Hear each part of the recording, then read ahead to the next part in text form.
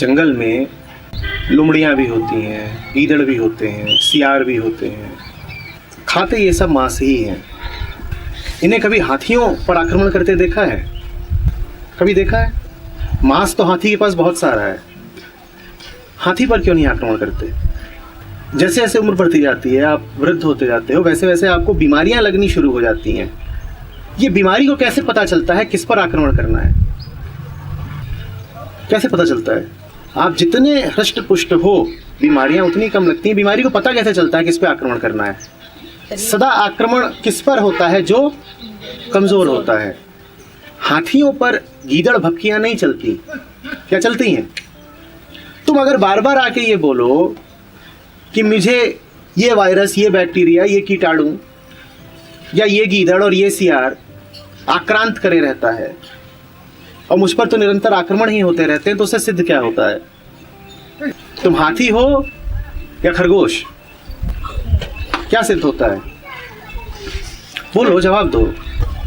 हाथी होने का मजा ये है कि आपको लड़ना ही नहीं पड़ता सियार, लोमड़ी और गीदड़ से। हमने नहीं देखा कि रगड़बग्घे कूद रहे हो हाथी पे और हाथी उनको भगा रहा हो। हाथी पर तो शेर भी आक्रमण नहीं करेगा। हाथी को कोई बहादुरी दिखानी ही नहीं पड़ती, उस पर आक्रमण होते ही नहीं। यही मजा है हाथी होने का। सामने वाला भी देख के बात करता है, उसे भी पता है कौन फंस जाएगा, उसी से बात करता है। बाजार में निकलो और बेचने वाले खड़े होते हैं, वो अच्छे से जानते हैं किस पर आक्रमण करना है। पूरा परिवार आगे निकल जाएगा। उसके बाद, बहन जी कभी देखा है कि वो कह रहे हो भाई साहब, ये शिकायत करने से पहले कि दूसरे हावी होने की चेष्टा करते हैं, मुझे ये बताओ कि उनको ये लगा कैसे कि वो हावी हो सकते हैं? उनकी भी नज़र पार की है, वो भी जीवन देखते हैं तुम्हारा। वो जब देखते हैं कि कमज़ोरी है तुम में, तभी वो उस कमज़ोरी का लाभ उठाना चाहते हैं। उनकी बात करो ही मत, अपनी बात करो। कमज़ोरी है क्यों? तुम कमज़ोर ना होते तो ये बात तो छोड़ो कि तुम लड़ाइयाँ जीत जाते। मैं आश्वस्त करता हूँ, तुम्हें लड़ाइयाँ लड़नी ही नहीं पड़ती। वो आते ही नहीं तुम्हें चुनौती देने। रगड़बग्घे को जान गंवानी है, हाथी से लड़ने आएगा। लोग आते हैं, घर परिवार से बड़ा दबाव पड़ रहा है, ये कर लीजिए, वो कर लीजिए। भाई, घर तो मेरा भी है, परिवार तो मेरा भी है, और मेरे भी रिश्ते हैं और गहरे रिश्ते हैं। मेरे घर वाले तो कभी नहीं आते मुझ पे दबाव बनाने, ना आज आए ना कभी और आए। तुम्हारे ही घर वाले क्यों चले आते हैं तुम पे दबाव बनाने? निश्चित रूप से उन्हें दिखता है कि तुम दब जाओगे। और क्यों दिखता है? क्योंकि उन्होंने देखा है कि जिंदगी के हर मुकाम पे तुम दबते ही रहे हो। जब तुम दबे ही जाते हो तो वो भी आते हैं, कहते हैं चलो हम भी दबा दें, लेट्स ज्वाइन द पार्टी। बहती गंगा में हम भी हाथ धो लें, लूट मची हुई है हम भी लूट लें। जो लुटने को तैयार ही हो उसे कोई क्यों न लूटे? जो दबने को तैयार ही हो उसे क्यों न दबाया जाए? जो मूर्खता पे आमादा हो उसे कोई और आएगा क्या मूर्ख बनाने? आपका जीवन गवाही होता है, बातचीत से, तर्क से सिद्ध नहीं करना पड़ता। आपका जीवन बता देता है कि आपके साथ क्या व्यवहार उचित है। बार बार ये शिकायत मत करो कि जगत मेरे साथ उचित व्यवहार नहीं करता। आपको वही व्यवहार मिल रहा है आप जिसके अधिकारी हो। आप अपना जीवन बदलो, लोगों का व्यवहार स्वतः बदल जाएगा। और फिर भी यदि नहीं बदलता, कोई लकड़बग्घा अगर एकदम ही पगला गया है, आता है हाथी के आगे, तो वो फिर कभी कभी प्रदर्शित कर देना चाहिए कि हाथी हाथी है। पर उसकी जरूरत 100 में से एक बार पड़ेगी जब कोई लकड़बग्घा बिल्कुल ही पगला जाएगा। आमतौर पे कोई इतना पागल होता नहीं। बल होने का मजा ही यही है कि बल फिर प्रयोग नहीं करना पड़ता,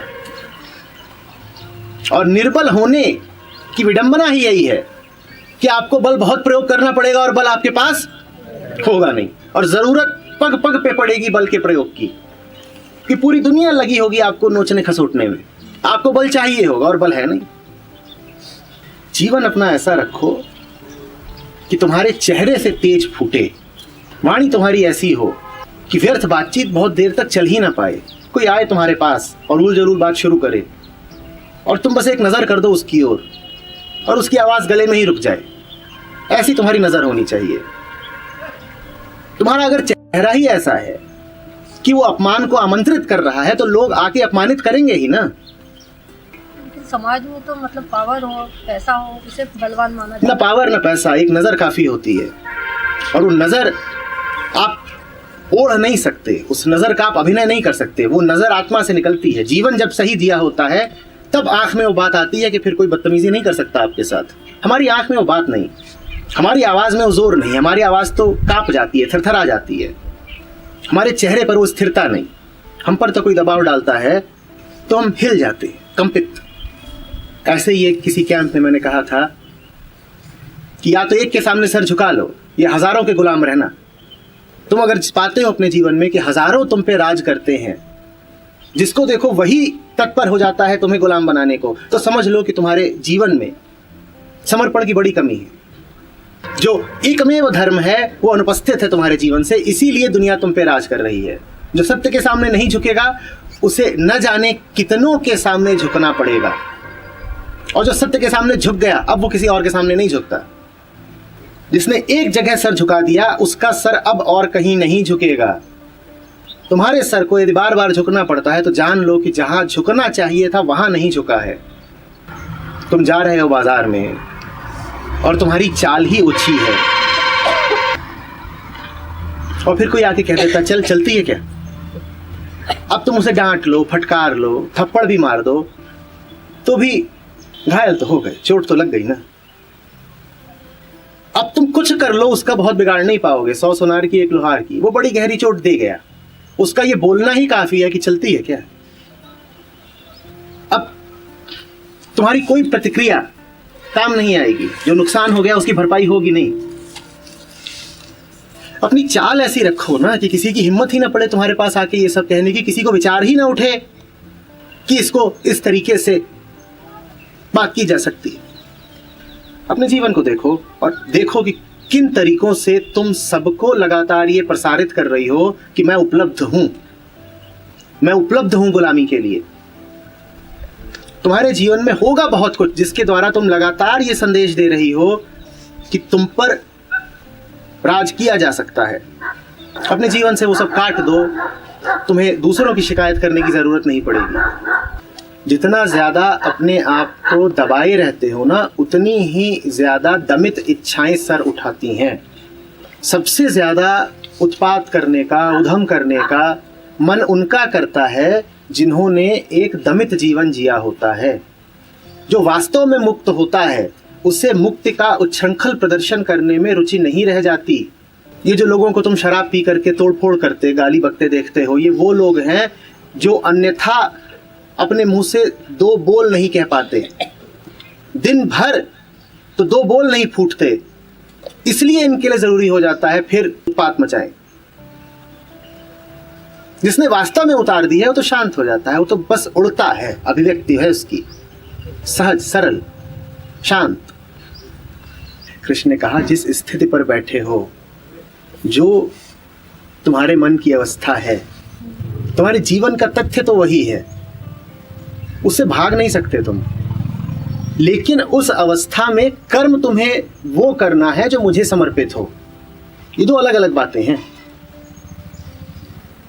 पहली बात यह कि तुम्हारे जीवन की जो हालत है तुम उससे भाग नहीं सकते। अगर तुम पाते हो कि तुम एक गटर में हो तो तुम आंख बंद करके कल्पना नहीं कर सकते कि मैं गटर से बाहर आ गया। तुम गटर में हो और चारों तरफ मल से घिरे हुए हो। अब ये बात तो तथ्य हो गई जीवन का।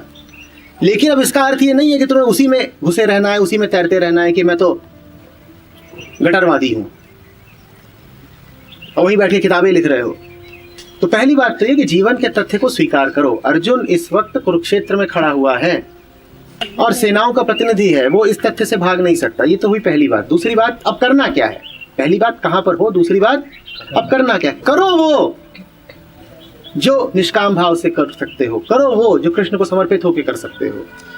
ये दोनों बातें एक साथ। सही काम का अंजाम कभी बुरा नहीं हो सकता, फिर जो भी अंजाम आए उसको ही मानना चाहिए कि यही सही था। जब आपने समर्पित होकर के कर्म करा, उसी क्षण आपने अंजाम पर से हक छोड़ दिया। अब अंजाम कुछ भी आता रहे, अब मेरा हक नहीं है अंजाम पे। मुझे जो सही लगा मैंने करा, अब जो नतीजा आएगा वही सही होगा। अब नतीजे में किसी की मौत हो जाती है तो हो, मौतें तो यूं भी होती रहती हैं, कौन अमर है। जीवन तुम्हारा ऐसा हो कि दूसरों के मन में हावी होने का ख्याल ही ना आए। तुम जो बात कह रहे हो बहुत अलग है। तुम कह रहे हो जीवन तो मेरा वैसा ही रहे जैसा है, पर फिर भी दूसरे मुझ पे हावी ना होने पाए, ये असंभव है। मैंने ये कहा ही नहीं कि दूसरों को हावी मत होने दो, इतना तो समझाया। मैंने कहा कि सियार चेष्टा ही नहीं करते हाथी पर हावी होने की। हाथी को कोशिश नहीं करनी पड़ती, हाथी को सावधान नहीं रहना पड़ता। हाथी हाथी है, इसीलिए कोई उस पर हावी होने की कोशिश ही नहीं करेगा। तुम हाथी रूप में रहो ना। तुम ही जब जीवन ही डरा सहमा और संकुचित बिताओगे तो जाहिर सी बात है कि हर कोई तुम पे हावी हो जाएगा। तुम्हारे जीवन में जो भी लोग हैं तुम पे हावी रहते हैं, क्या वो सब पे हावी रहते हैं? क्या वो सब पे हावी रहते हैं? तो तुमने कभी सोचा नहीं कि उन्होंने तुम्हारा ही चयन क्यों किया है हावी रहने के लिए? बोलो, जो कोई तुम्हें डराता है, तुम्हारे ऊपर चढ़ बैठता है, क्या वो पूरी दुनिया के ऊपर चढ़ा हुआ है? तो सोचो ना कि उसने तुम्हें ही क्यों चुना है शोषण के लिए? क्योंकि तुम ऐसे हो। जीवन बदलो अपना, जीवन बदल दो, कोई कोशिश ही नहीं करेगा तुम पे हावी होने की।